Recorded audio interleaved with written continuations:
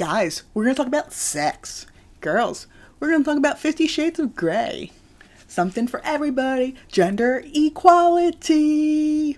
I'm already so uncomfortable. What is this? Today's video. I just completed dry January, where I did not drink a drop of alcohol in the whole entire month of January. It went swimmingly. I had a void of not being able to do something that I regularly do, and I had to fill that void, and I filled it with eating lots and lots of food, which was, I literally had 3 meals a day. That's a lie. Breakfast. Before we get into this, if you're under an age that is not appropriate to hear about sex, I don't know, turn it off. I don't care. You can watch it. It was really interesting because maybe I drink a little on the heavier side and it messes with my libido because I was like, I can take it or leave it, whatever. But all of January, it was amped up. I'm not that person. Sex, I'm not a sexual person. I'm not, sex isn't, I don't express sex.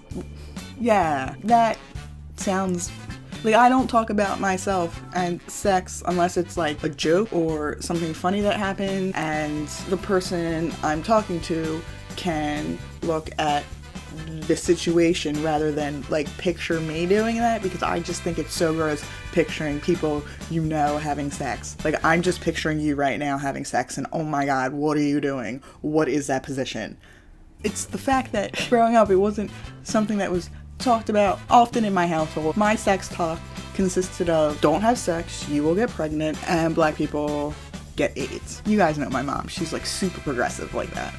I guess my sex drive was up, whatever. And I've been seeing these sensual trailers for 50 Shades of Grey. I've never read the book. At the time when it was popular, I was like, nah, I'm cool. I'm not a housewife. I'm not a horny teenager. And I'm not just a girl, I guess. I don't know. I mean, look at what am I wearing? I'm wearing a pink grandfather cardigan. What is this? So the more and more I saw it, I'm like, oh my god, the cover of Crazy in Love is sexy, the trailer is sexy, the billboards are sexy. Curious? Yes, I am very curious. So I bought the audiobook and we are going to review it because why not? I can openly talk about sex now. Alright, let's do this. Here's some things about 50 Shades of Grey. I'm gonna be completely honest with you. The audiobook is 19 hours long. It's broken into 3 parts. I skimmed.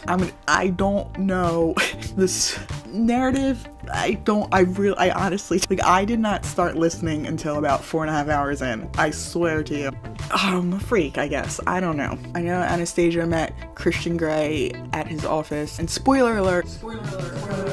If you said that you would give me $100 right now if I could tell you why they broke up at the end of book 1, I would not be able to do it because I know they broke up. So I heard that, but I did not hear her reason as to why she broke up with him. And I know that, but I have no idea why she dumped him.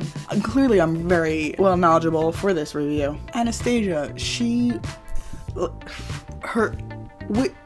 my sex is her, we're gonna be scientific here. I think she's talking about her clitoris or maybe her vaginal opening. I don't know, but every time she says my sex, I'm that's a lot.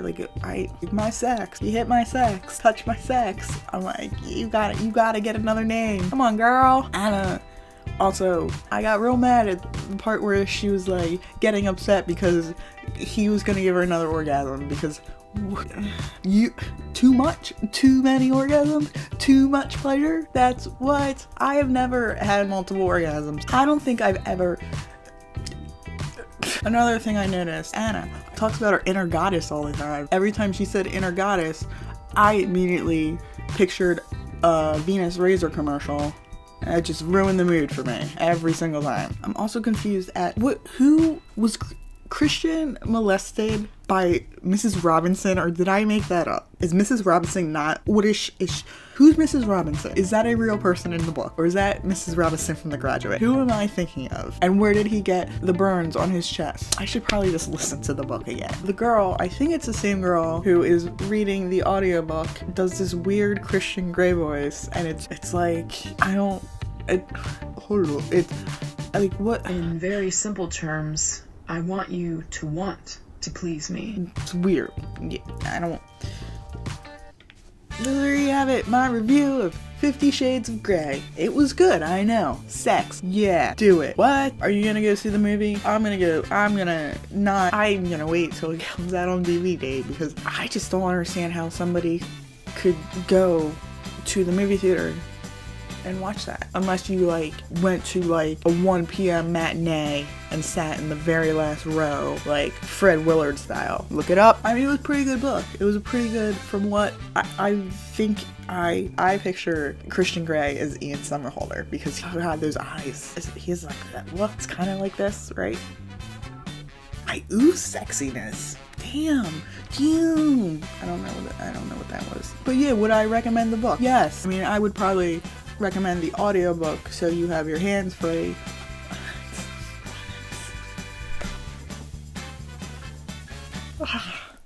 That book was 19 hours long, and I probably listened to a total of, I don't know, what, 2 or 3 hours maybe, over and over again.